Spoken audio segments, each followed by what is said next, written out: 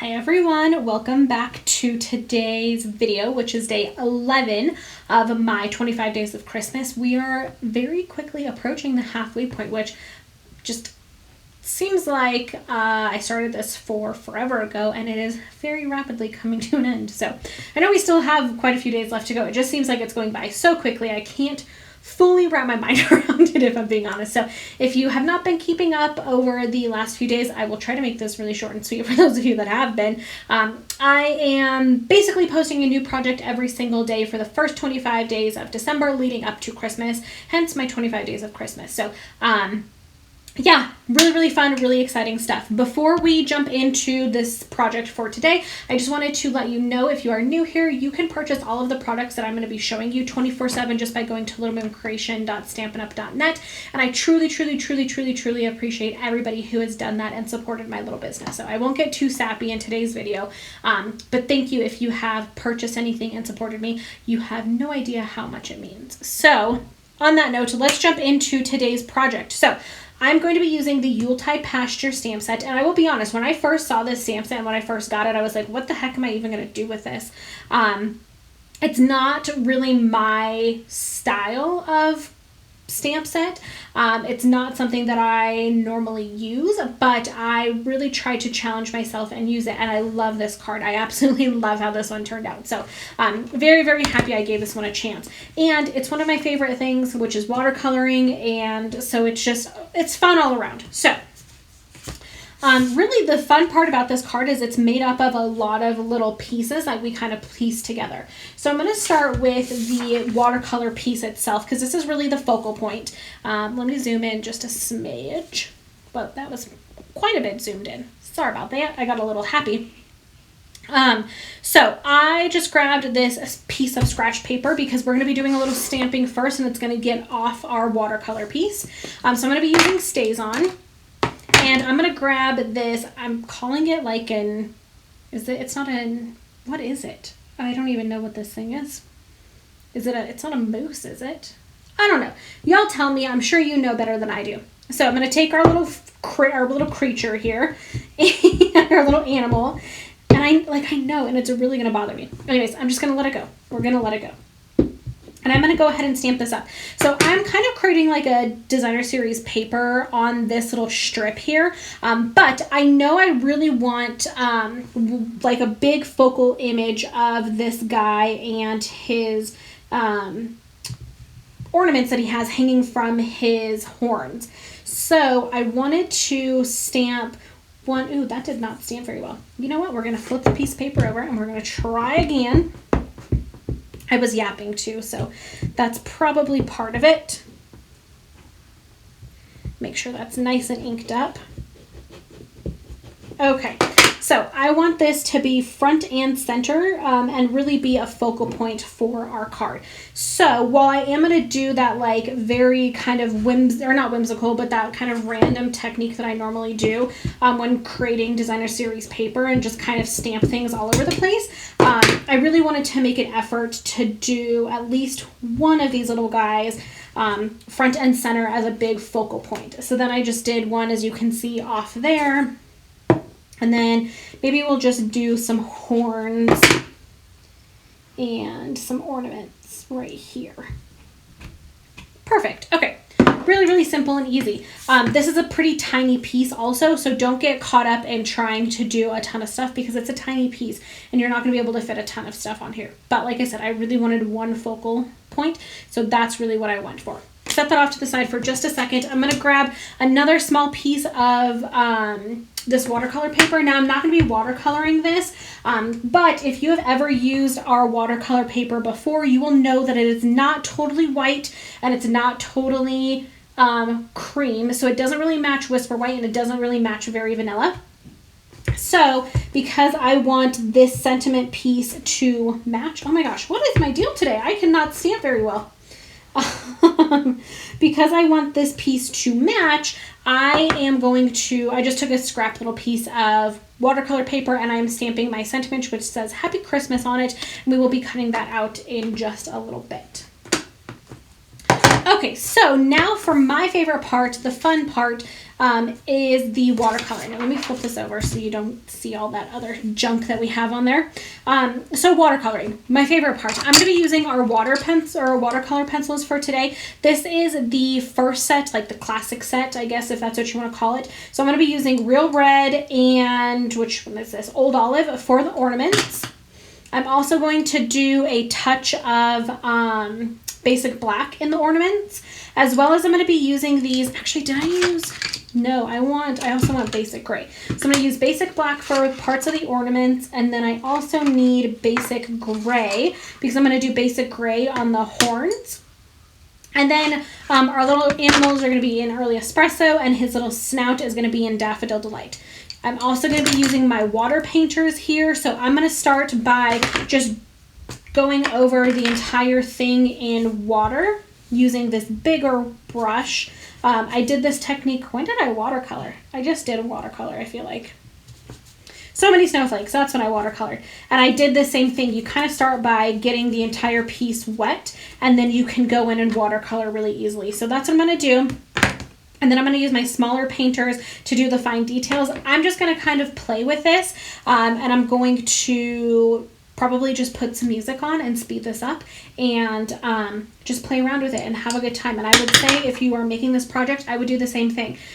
Just kind of have fun. So I'll kind of color a little bit with you and kind of talk you guys through what I'm doing. So I have here Early Espresso, and I'm going to just color in all of the fur. And the way that I do this is it has all of these little kind of like fur lines in it to begin with. So I just kind of start by coloring on those lines because that's where it's naturally going to be the darkest anyway. So I just start by doing that. And then I'm just going to take my painter here, make sure I have lots of water, and I'm going to go and kind of blend it out. And that will blend all of the color into each other. I think I want a little bit more of a color up there, so I'm just going to add a little bit more color and then go in and blend it. And this guy, he's very shaggy. This is not a very, like, I don't know, you don't have to color this perfectly, I guess, is what I'm trying to say, for it to look really, really nice. You really don't have to be super precise with it or anything like that. It's going to look good no matter what. So I would just say, especially if you haven't worked with the watercolor pencils before, just play around with it. Don't be afraid to go back in and add some extra color if you feel like you want a little bit more shading or you want some darker areas. Go in and do it. There's nothing, like, you're not going to hurt it. You're not going to make it horrible. It's going to look just great. So I'm going to keep doing this. Like I said, I'm going to do Early Espresso for the body. I'm going to do a little bit of Daffodil Delight for his little snout, and then the horns, basic gray, and then the ornaments, I'm going to use basic black, Real Red, and Old Olive. So I'm going to go ahead and continue doing this, and I will be right back.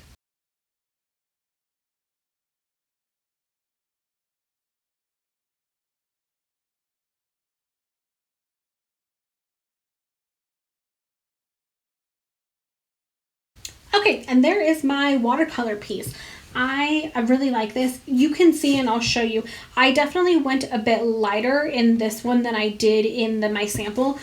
So there are definitely variations of this, different ways you can do it. You can make it darker, lighter, however you want to do it. I just find watercoloring and coloring in general very like relaxing and therapeutic, especially during the holidays right now where things can be a little crazy and just everything that's kind of going on in the world. Sometimes doing projects like this are really, really helpful to just kind of take a second to breathe and relax. So I'm going to take this piece, I'm going to set it off to the side just for a couple of seconds. I'm going to grab my little punch here, and I'm going to pick up the piece that we stamped earlier that has our little sentiment on it. I'm going to slide this in. And I didn't really give myself a big enough piece to work with very easily, so line that bad boy up. Hopefully get the scrap paper out of the punch, which I did. Okay, so now we have our little sentiment, and now we can kind of start putting this whole card together. So I'm going to take, this is a piece of Old Olive, And this is the piece that we have of our, what is this? 'Tis the Season Designer Series paper. So I'm going to flip this over, and this piece of Old Olive is really going to be kind of our, it's just going to kind of be our background piece is honestly what it ends up being. So I'm going to use Stampin' Seal Plus for this, mainly because we're going to be adhering that watercolor paper, and I want it to be adhered really nicely. And so normally when I use a adhesive for one thing, I'll try to use it for everything to just make it a little bit easier. So I'm going to stick this down, and I'm going to line it up with the very bottom edge, just like so. Okay, so we have our Designer Series paper, our little piece of Old Olive. Now I'm going to take my watercolor piece that we just did, and it's still a little damp, but I'm not too worried about it. I'm going to go ahead and put it down. I'm going to put a bunch of adhesive on the back of this.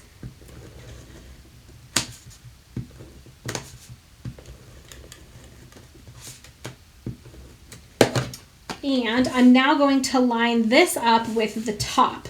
So I'm actually going to flip it over so that I can line it up a bit easier, but I'm going to line it up with the top here, just like so.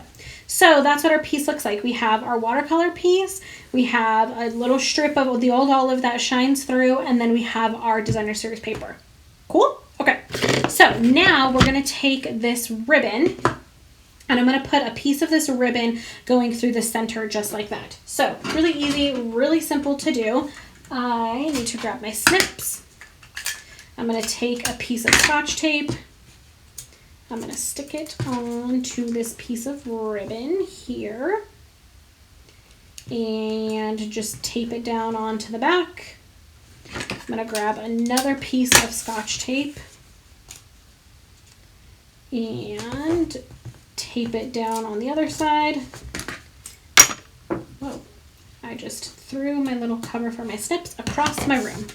So now we have that. So now what I want to do is go ahead and put this whole thing onto my card base. This is an Old Olive card base as well. So part of the reason that I chose to do this background piece in Old Olive is so that when I put this down, everything kind of just blends in together, and it just looks like these two pieces and the ribbon are sitting on top of the card base.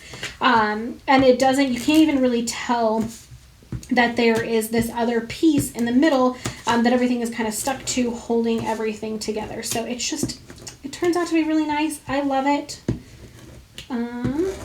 And I'm putting quite a bit of adhesive on here, mainly because, well, for two reasons. So one, we have the watercolor piece, so you want to make sure that your watercolor piece is really going to stick down and adhere really, really well. But we also have that ribbon there, and so because that ribbon gives a little bit of thickness, you want to make sure that you're really adhering this piece down so it doesn't go anywhere. Next, what I'm going to do is I'm going to take my little sentiment here that we punched out. I'm going to flip it over and just put some dimensionals on it.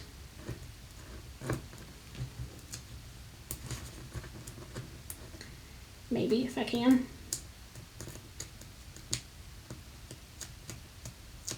Okay, and then I'm going to take this and I'm going to stick it right about there. Looks good to me.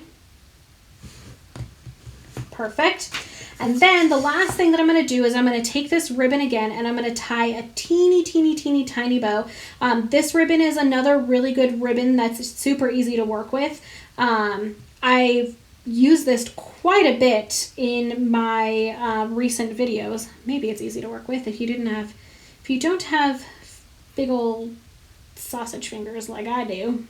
It's pretty easy to work with.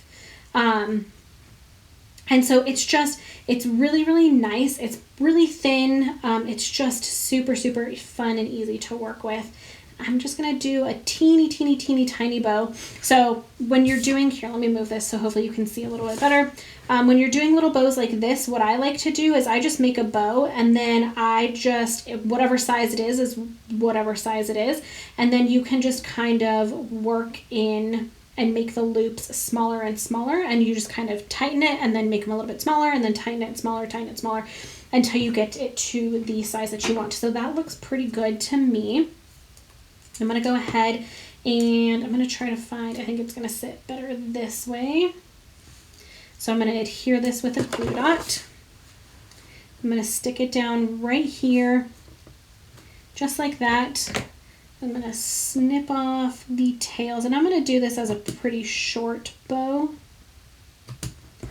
just like so. And that is our card for today, guys. So I really hope you enjoy this one. Again, another really fun and easy one to do, and it looks really awesome. So I hope you guys enjoy. As always, and as I was mentioning previously, all of the products that I shared with you today can be purchased 24/7 just by going to littlemooncreation.stampinup.net. The first link in the description is the coordinating blog post, which will have all of the different products that I use, paper sizes, all of the information that you need to recreate this. So make sure you head over there and check that out. And you can also just check out my website in general, which is littlemooncreation.com, to see all of the past videos that I've posted, all the projects that I've been doing for my 25 days of Christmas so far, and then also keep up with what's to come in the future by subscribing to my blog while you're over there as well. So I hope you guys are having a fantastic day, and I will see you in the next one.